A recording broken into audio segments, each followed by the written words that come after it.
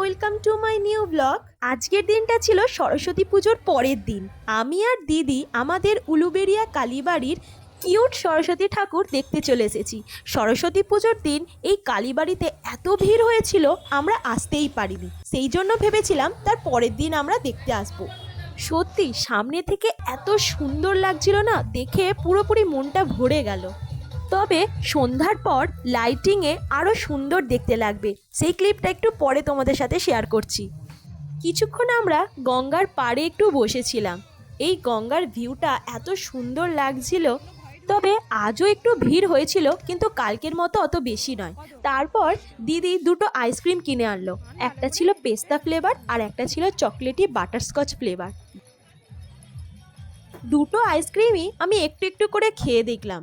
আইসক্রিমগুলো সত্যি খুবই সুন্দর আর ফ্লেভারগুলোও খুবই দারুণ লেগেছিল। তারপর একটু সন্ধ্যা হয়ে যাওয়ার পর ঠাকুরের সামনে যে লাইটিংগুলো দিয়েছে, লাইটিংয়ের আলোয় মাকে সত্যি খুবই সুন্দর দেখতে লাগছিল।